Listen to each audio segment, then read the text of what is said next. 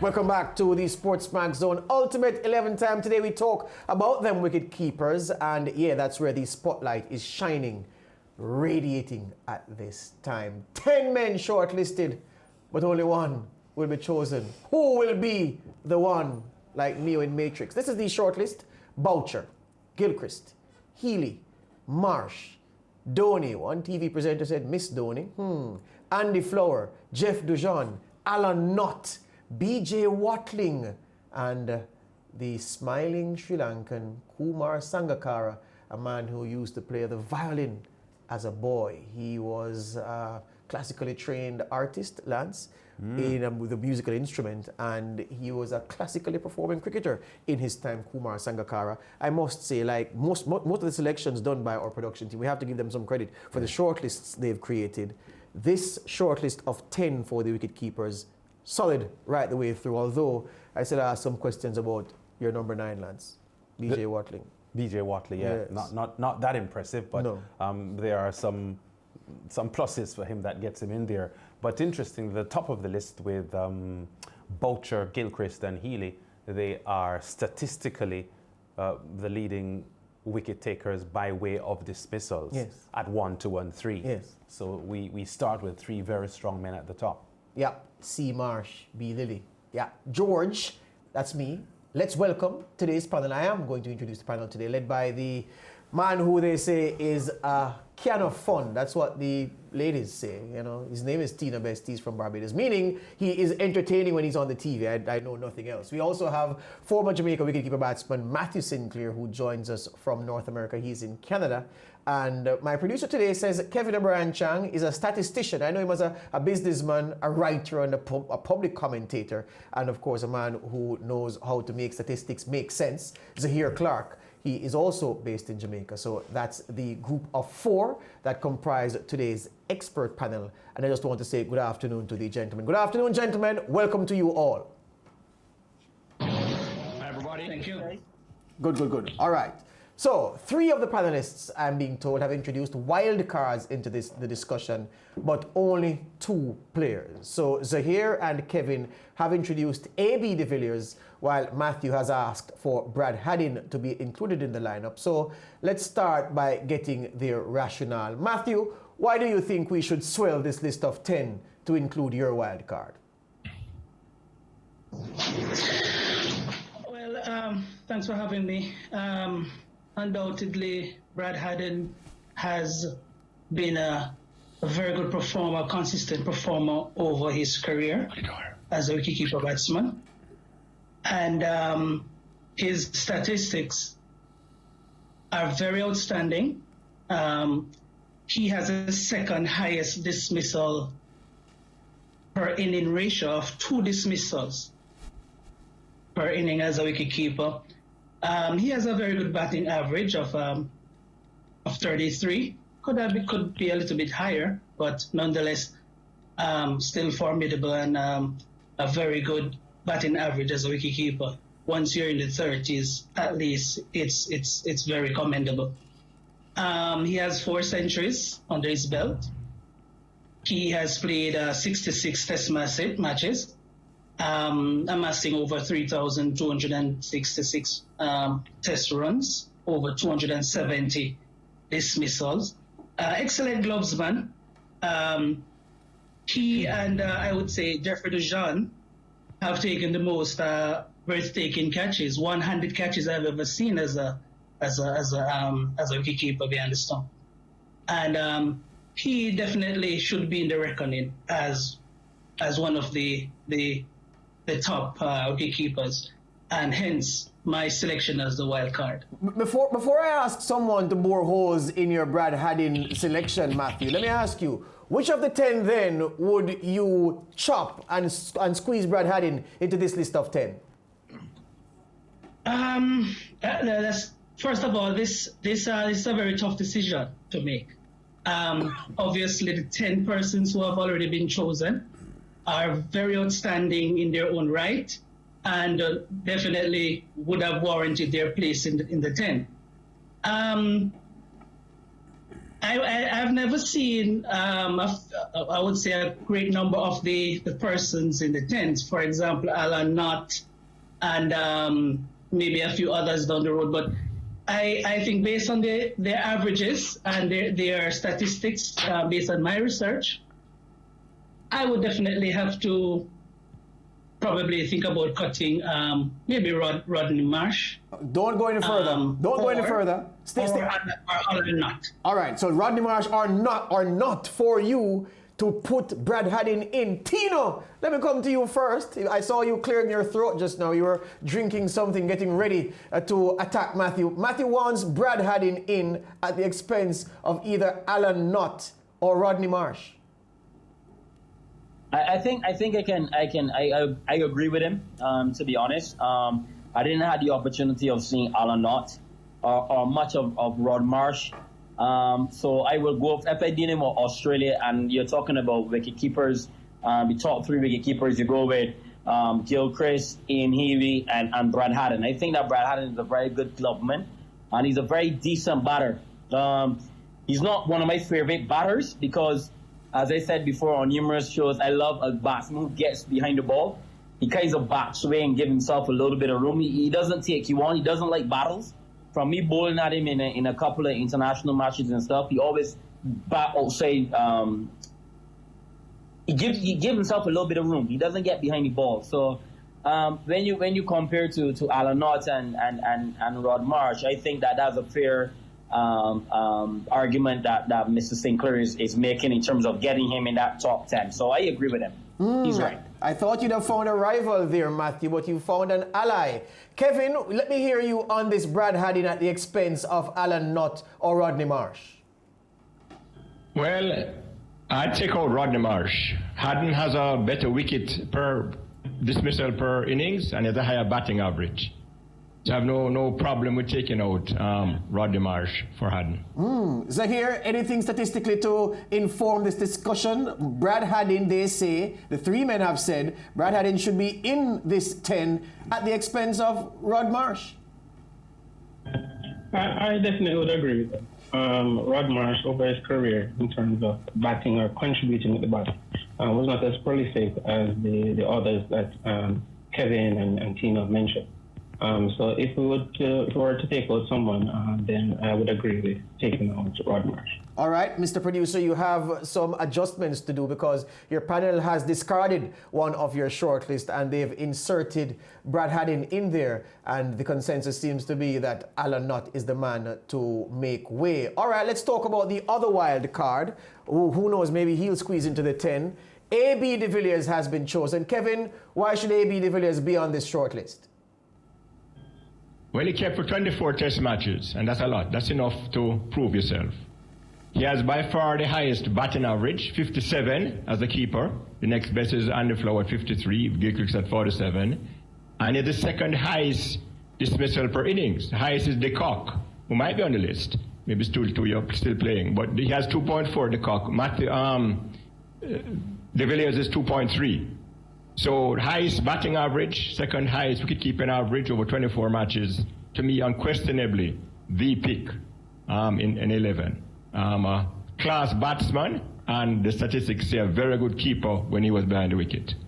Zaheer, you've also plumped for A.B. de Villiers to be a part of this 10. Tell us why.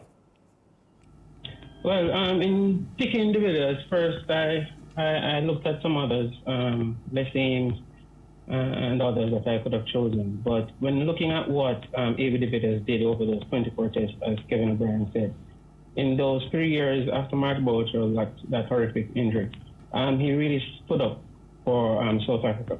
And it, as most persons will know, wicket-keepers, as Kevin O'Brien mentioned, de Villiers, he has a high dismissal ratio. But most times you usually see that among wicket-keepers who keep a lot, so faster bowlers, which de Villiers did with the South African team, which had a quartet of fast bowlers.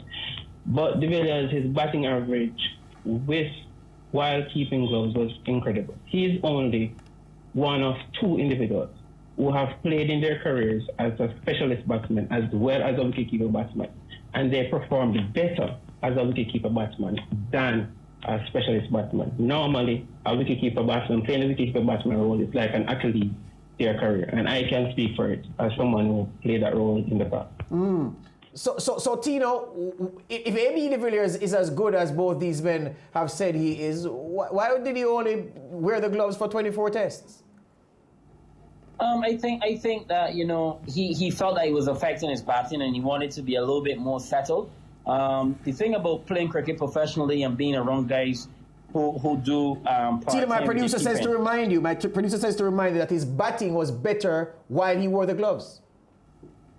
Yeah, but some cricketers got this mindset that wicket keeping is a very hard job, and after a while it will creep into your batting. So I think they nipped it in the bud very early in his career and let him to concentrate on his batting. And look, AB de Villiers is arguably one of the most innovative cricketers I've ever played against or ever seen. They call him Mr. 360. And if you do any physics or anything, 360 means the right way around. He's amazing.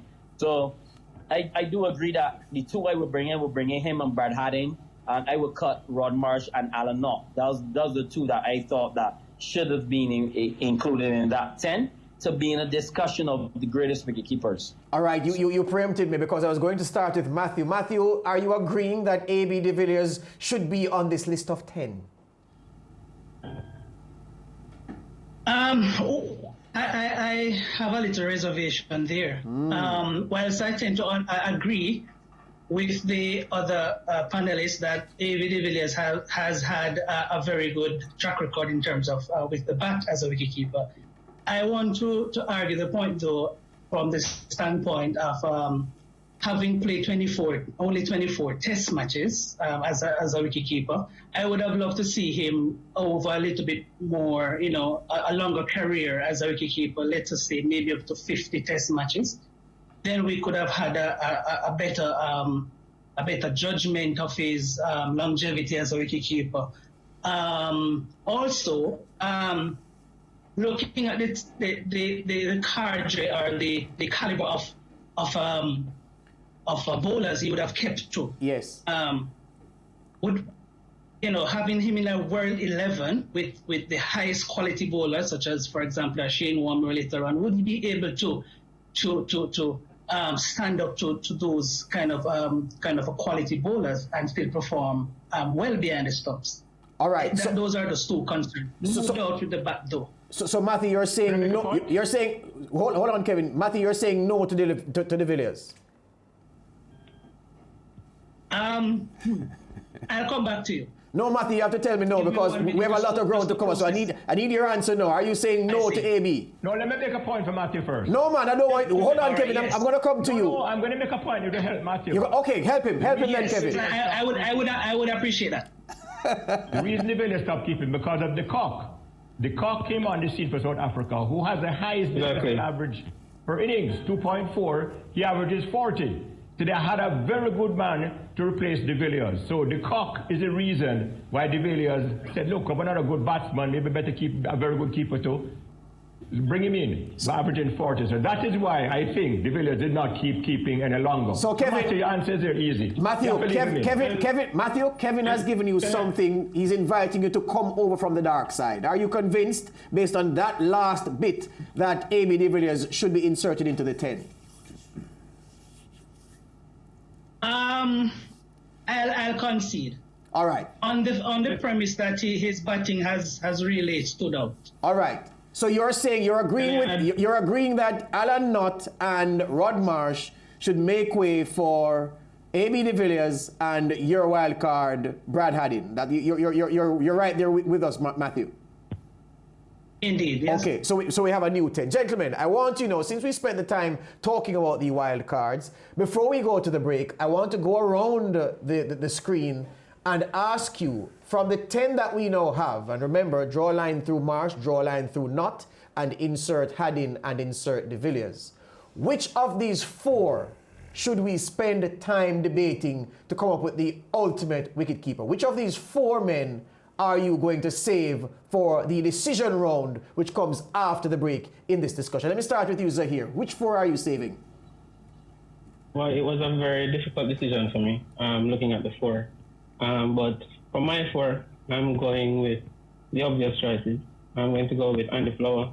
I'm going to go with Adam Gilchrist. I'm also going to bring Sangakkara into the mix, even though I think there are some issues there.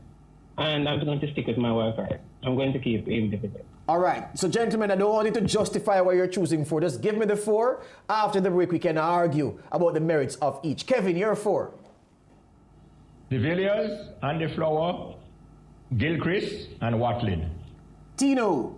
Whittling of New Zealand. Yes, man. Tino. Yes, my 4 is Sangakkara, Gilchrist, Andy Flower, and I'm going to go with de Villiers. All right.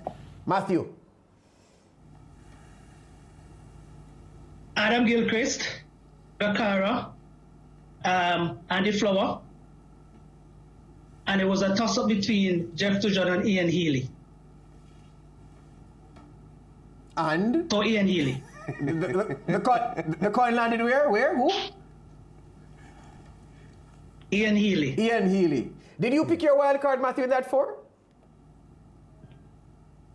Oh, I have to pick my wild card. No, you don't. You don't. No, you don't. No, you don't. I was just checking. All right. Hold it right there, gentlemen. Hold it. Let's do the cutting before and formalize it before we go to the break. So, Mr. Producer, could we have those names on screen and draw lines through those who are out? So, based on what we said, Marsh is gone. MS Dhoni is out.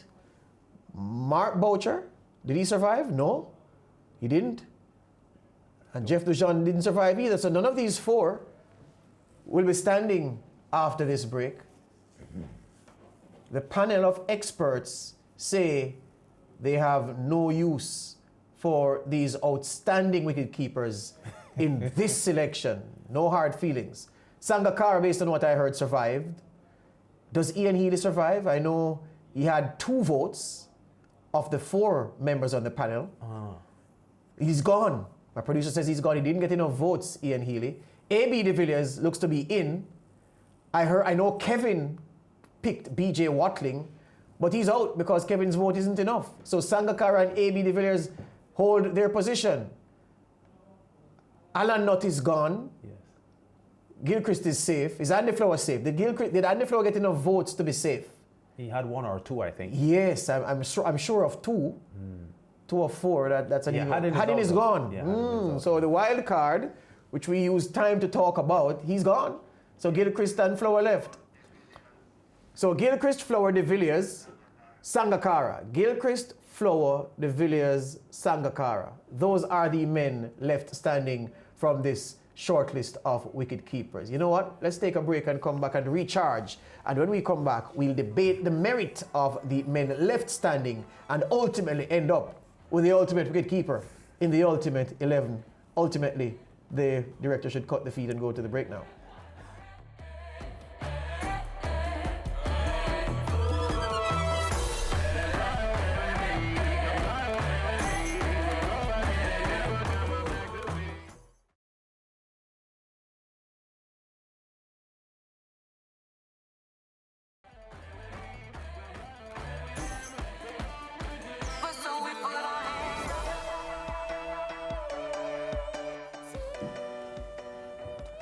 The SportsMax Cricket Ultimate 11, or panel of experts to decide the wicket-keeper for this Test 11. Remember, the Ultimate ODI and T20 11 discussions will follow in the coming weeks. But let's go straight back to deciding which wicket-keeper will get the nod from this panel. You saw the 4 picks and the wicket-keepers just now. Those are the 4 remaining after the discussion in the previous segment. Sangakkara, de Villiers, Adam Gilchrist, and Andy Flower. Before we go into that, I'm trying, George, and our panelists to contact, as we speak, Jim Maxwell, because I want to get his opinion here on how swiftly Rod Marsh was deleted by our panelists. Because in inviting Brad Haddon in as one of the wild cards, we are now contending with 4 Australian wicket keepers: Healy, Gilchrist, Marsh, and Haddon. And I know that there are Australians who feel that Marsh is the best wicketkeeper they've ever had. By far too. So for a panel of experts to immediately write him off, I'm just trying to contact Jim Maxwell, the famous radio commentator, but it's early morning in Australia. I'm not able to get him yet, but as soon as I get him, I will find out his views on Rod Marsh and where Rod Marsh stands in the annals of wicket-keeping as far as Australia is concerned. Notwithstanding Kevin's advanced age, I think this is a function of the panel being too young, lads. Yes, that could be. Gentlemen, we do welcome your expert comments, and to be quite fair to you, a lot of your points have been well made. But I must say the swift dismissal of Rod Marsh was a little bit surprising for me. Tino, do you have anything to say about that? Because you tend to go for players who you have seen and who you have bowled against or played against. Tino best. Yeah, I mean,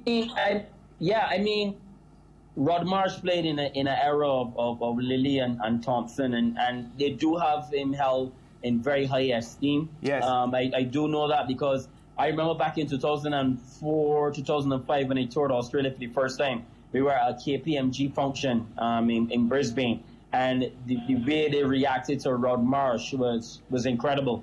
He got all the attention from everyone, and Gilchrist was still playing.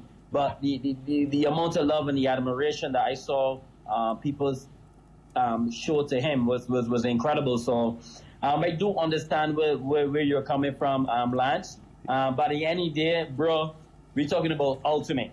Can Rod Marsh win the game single-handedly, coming in and batting in that middle order? Yeah. Can he go in the world? Does he have World Cup hundreds? Yeah. Does he innovate and created batsmanship by a wicketkeeper to a different spectrum in terms of when you're looking and you're grading wicketkeepers? Yeah. He hasn't.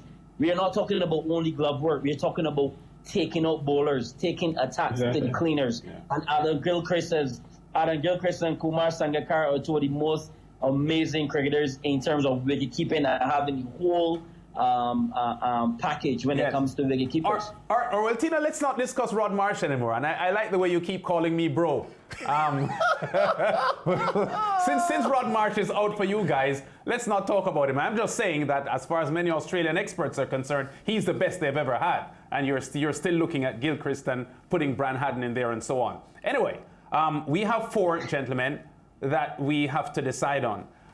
Let's start by eliminating 2. Let me start there. Tino best. Take out the 2 that you think are not fitting into this race at the moment from the 4 that we've got there. Sangakkara, De Villiers, Gilchrist, and Andy Flower.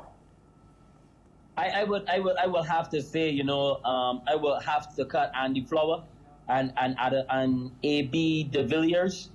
Those are the 2 when we're looking at this 4. I think that is really a matchup between Gilchrist and Kumar Sangakkara. Why am I cutting Andy Flower? Because when you think of Andy Flower, you think about one shot, which was the sweep, the reverse sweep, the Palo sweep. He innovated. He was very innovative. But no one feared him. No fast bowler in the world feared Andy Flower. They know that Andy Flower is going to score a regular 40 or 50 or even 100. He was an excellent player, guys. But when you look at what you have competing against him, he can't be in this discussion, really.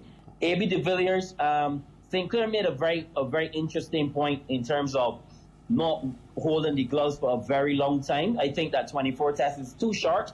I played 25 tests. I didn't really get to express myself. But I do understand what Matthew was saying. But I cut the young man because of the things when you match him against Sangakkara batting. If you're doing pure batting, I don't think there are much cricketers in the world that would overlook Kumar Sangakkara, guys. This guy has dominated every single format in world cricket. This guy is phenomenal. And, those are the 2 that I will go with, Gilchrist and Sangakkara, and I have to cut, beg your pardon, Andy Flower, who averages 51, and AB De Villiers, who averaged 57, but only wicket keep for 24 games, and, those are the 2 I will cut. Yeah, Andy Flower has some very, very impressive numbers, and of course in his retirement went on to be a reasonably successful coach. Before we go to Matthew Sinclair and the others. Just a quick glance there at the player profile for Andy Flower. Second highest batting average as a wicketkeeper at 53.70. Third most centuries scored as a wicketkeeper. Captain 3. Highest score by a wicketkeeper in Test, 232 not out. And he completed 151 dismissals in 63 tests as a wicketkeeper. And that's a role that Matthew Sinclair played for the Jamaica team in regional cricket. Of the 4 remaining, Matthew, which 2 are you sticking with? Definitely, I'm going to stick with Adam Gilchrist. His statistics are very, very excellent. And if we want to compare him with Rod Marsh, both of them played 96 test matches. And the numbers don't lie. For example, Gilchrist has 1700s. To Marsh is 3. And we could go on and on. His batting average almost doubles that of Rodney Marsh. So Gilchrist definitely is number 1 for me in the 2 that you're asking. And it's a very, very difficult situation for the next space. However, when I look at Sangakkara, his numbers are phenomenal too. 57 batting average as a wicketkeeper. However, my contention again is we're seeking a lower order batsman, 6 or 7 wicketkeeper batsman. Yeah. Sangakkara has made most of his runs batting at number 3. Over 4,000 of the 5,000 odd runs. No, sorry, 12,000 odd runs he has scored. He has scored 11,000 of those runs batting at number 3.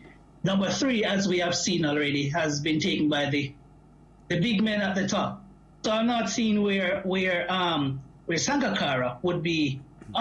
Of course, cricketers learn to adapt and to bat at positions, right? But I am not seeing where he would be able to score that number of runs and readily so at number 7, because he tends to bat through the innings. Yeah. Like myself. On a point of accuracy, that's why I didn't make the runs too. Yeah, on a point of accuracy, Matthew, his overall batting average is 57, but his batting average as a wicketkeeper is 39.55. So he flourished more when he played as a batsman than he did as a wicketkeeper batsman. So your 2 that you're sticking with, Matthew, before we move on? I am going to stick with Adam Gilchrist and I would stick with Andy Flower too.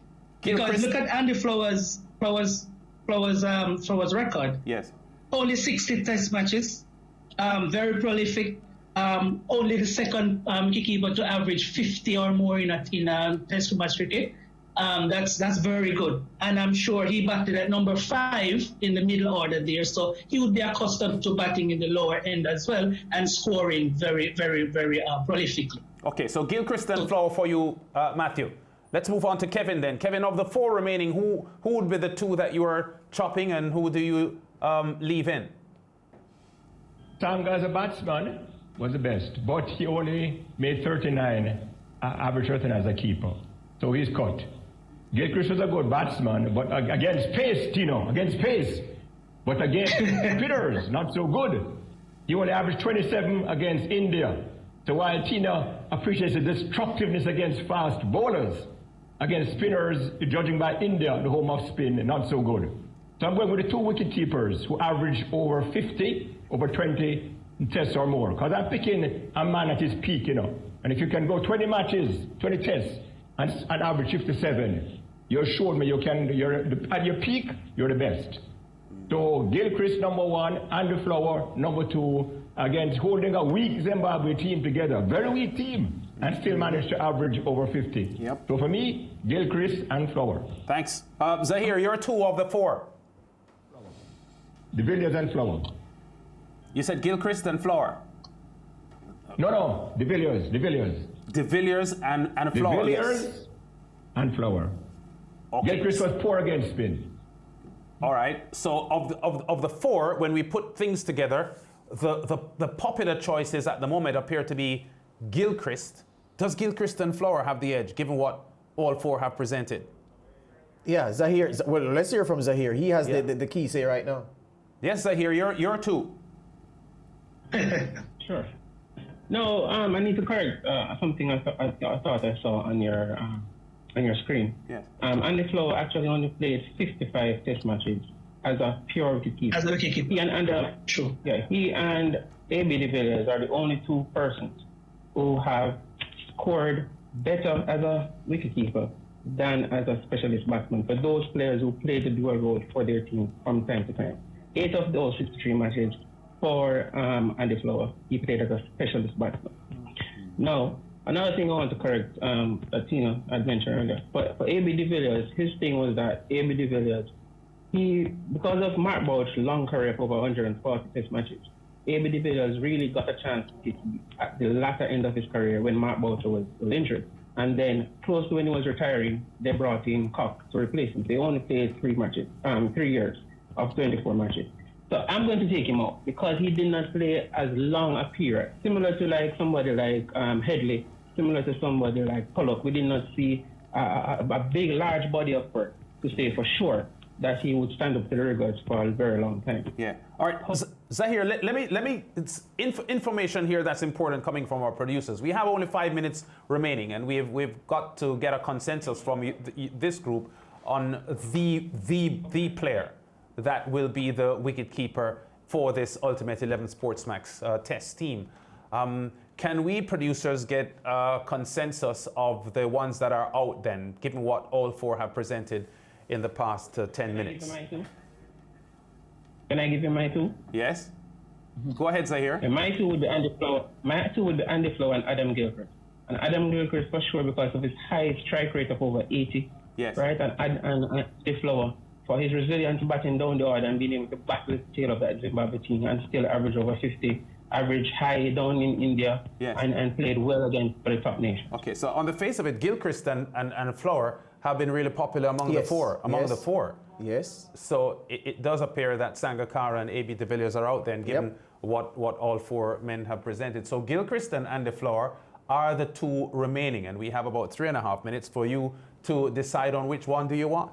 You know, I wish we had more time because I'm itching to hear one of my panelists tell me this nonsense that Adam Gilchrist revolutionized the position of wicketkeeper batsman. I know they won't say that, so there will be no need to argue. So you carry on, Lance. All right, well, you're down to two, gentlemen, and a lot of you have been very high on Andy Flower based on his very, very solid statistics, even though his longevity as a wicketkeeper batsman for his team would not have been as high as some of the others. But let's go around again and start with Tino. You have a choice now between Andy Flower and Adam Gilchrist. Who is your wicketkeeper? My goalkeeper is Adam Gilchrist, and why? He revolutionized the wicket-keeping sport, George, because... So this is going to go over into another day. Go ahead, Tino. I want to hear you. Go ahead. I just say it quick because I know we start for time. When you have a team down five wickets, you're 75 for 5, 90 for 5, you think you are about to set the cat amongst the pigeons. And Adam Gilchrist comes in and he bludgeons you, brother. You understand? This man has made bowlers, made you get like what? Maybe second new ball, third new ball. Adam Gilchrist is a fast bowler, not the spinners, Tino. When it comes to that position, brother. Most of the times when you play international teams that they didn't have a wicketkeeper that was as aggressive as Adam Gilchrist, and you used to get them 6-7 down and you bowl them out. With Australia, after you got Matthew Hayden and Langham Poynting got the run rate at 4 or 5, then you got Adam Gilchrist carrying it to 6 or 7. Come on, brother, that's a different spectrum. Tino, let me say this to you. Nothing that you've said just now is incorrect. Nothing that you say is overblown about Adam Gilchrist, except the description of Adam Gilchrist as the man who revolutionized this. Adam Gilchrist's talent with gloves and bat is extraordinary, and I want it to be seen as such. But he did not revolutionize wicketkeeper batting. To revolutionize something means to change a thing fundamentally so that people who come after you do it the same way. If you told me that Adam Gilchrist was the first man to bat with a pair of gloves I would say yes, he revolutionized that position because he introduced something that has been copied by many after him. That is a revolution in the same way that mobile refrigeration revolutionized the way that people sold food, so you could buy it in one end of Barbados and drive it to the other end and it wouldn't spoil. That's a revolution. Gilchrist was just an extraordinary talent, man, so don't tell me about revolution. And I know you know what revolution means. George, can I explain to you why he revolutionized the position? Yes, sir. Sure. For most wicket-keepers, wicket-keeping was the main thing. The batting was usually secondary. And what Adam Gilchrist did, averaging over 47, and at one point in his career, for a good portion of his career, he was averaging over 50. But having a strike rate of over 80, think about it. Lara, that we speak a lot about, had a strike rate of 60. Viv had a strike rate of 70. And you have somebody like Adam Gilchrist going at over 80. This is like Seawalk batting down the order. This was phenomenal. This was something that we have never seen in the history of Test cricket. And for sure, Adam Gilchrist revolutionized the position. I will say this. If Tino was a spinner, he would argue differently. Gilchrist was poor against spin. He was good against fast bowling, but he would have 20 spots against him there. But Kevin, and the all-round batsman and the flower was better. But Kevin, even before we take what Gilchrist was weak against, and everybody had their weaknesses, to take Zaheer at his point in defending the argument and defending the descriptive revolution, everything that Zaheer said about Adam Gilchrist is factual. It can't be rebutted. I'm saying you then introduced another descriptor, Zaheer. You said it was phenomenal, and I agree with you. But I'm saying to revolutionize something means you do something in such a way so that those who come after you do it the same way. How many batsmen have come since Adam Gilchrist with the combination of gloves and batting who've been able to produce the same result? What are you saying, Tino? That's what a revolution is, gentlemen. Gentlemen, hold on. Tino, I'm going to come to you. I'm saying, gentlemen, calm down. Go back to history and look at what a revolution is. I'm saying we get caught up in the moment, and I was explaining to my producers what the descriptor of Adam Gilchrist as a revolutionary is. It's like you're in a room watching a speech. Everybody stands up to applaud for a bad speech, and because you're in the room, you stand up and applaud as well because, you just want to do what everybody's doing. That's what people do when they talk about Adam Gilchrist revolutionizing. I'm saying Gilchrist's talent was phenomenal. What he did is beyond the capacity of most wicketkeeper batsmen. He is a phenomenon. He's not a revolutionary because every revolution in history doesn't go the way that Adam Gilchrist went with the bat and gloves, Tino. But George. Yes, sir. Not just to interject, but George. Oh, yes, sir. The reason why persons like Ramdin and other wicket keepers in the modern day are expected to average over 35 and produce down the order. This is not like back in the days with Jackie Hendricks. It's because of Adam Gilchrist. Outside of probably Les Ames in the pre-World War II era who averaged over 40. We never saw wicket keepers averaging over in Test cricket on a regular basis. Until we came. Andy Villiers. Zaheer, it doesn't matter. It doesn't matter. Andy Villiers played before Gilchrist. Zaheer. What are you talking about? Tino, let me hear you, Tino. Let me hear you, Tino. Let me hear you, Tino. Gilchrist. Tino, let me hear you. Gilchrist set Andy Flower set the standard. Let me hear you, Tino. Yeah, but the strike rate, we're talking about the average along with the strike rate. That's what we're talking about. I hear you. Tino, let me hear you. Let me hear you, Tino. Gentlemen, Kevin, let me hear Tino. Tino, let me hear you. You're acting out like a brat. Go on, Tino. Tino, go ahead. No, I'm just saying from a player's point of view that every single coach thinks Adam Gilchrist set the standard of wicket-keepers averaging 40 plus. We were so accustomed to guys like Jeffrey Dujon, who was a classy batsman. Jeffrey Dujon, to me, is the best wicket-keeper batsman West Indies ever had. Let me put that out there. I thought his glove work was tremendous, but his strike rate was not like what Adam Gilchrist did. And after Adam Gilchrist came into cricket, the way he went about one-day cricket and Test cricket, every wicket-keeper was expected. And every coach dream it was to have Adam Gilchrist. So Tino, let me say this now, Tino. Tino, let me say this now. You are correct, my friend. He set the standard. Zaheer, you are correct. He was a phenomenon. But I'm saying, gentlemen, Think about what a revolution is. The steam engine revolutionized transportation because it used to be horse and buggy before. Then the steam engine came and then transportation was revolutionized. Television revolutionized many things. The way that entertainment is presented, I'm saying Adam Gilchrist set a standard that people aspire to. Fact. Adam Gilchrist was phenomenal. Fact. Adam Gilchrist did not revolutionize wicket-keeper batting because he did nothing in the way that someone could replicate. To revolutionize something is to set a standard that can be replicated by others. And I don't care what anybody's aspiration is. You could want to bat like Adam Gilchrist till you are dead. You don't have the talent to do it, you're not going to do it. That's just my argument. Gentlemen. So let me jump in. So George, would it be better to say that he has revolutionized the concept of a wicket-keeper batsman? Tell me, Lance, if you want to shoehorn the word revolution in the description of Adam Gilchrist, tell me that Adam Gilchrist revolutionized the thinking, the mental approach. But don't tell me that he revolutionized wicket-keeper batting. That's nonsense. I think that's what the group is saying. Anyway, whether he revolutionized wicket-keeper batting or not, is he the choice, gentlemen? We've already heard Tino getting putting his cards on the table. So it's Gilchrist for you, Tino. Zaheer, let's go to you quickly. Who is your choice? Your wicket-keeper. My wicket-keeper is definitely going to be Adam Gilchrist, somebody who averaged for a part of his career over 60. Yeah. Remember that, Kevin O'Brien? Nobody else did that. So it has to be Adam Gilchrist for me, for sure. Well, we only need one more Gilchrist to close the show. Kevin. If it's what you finish at, not what you average over the time. Yeah, Kevin. Andy Flower. Yes. Highest batting average.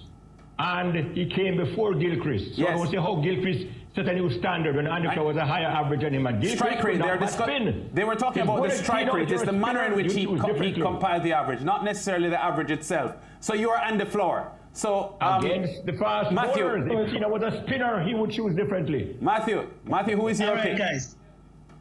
Quickly. All right, listen now. We are weighting the discussion towards the batting abilities of the gentlemen who we're discussing. Yes. Let's not forget the wicket-keeping abilities of each. Sure. Right.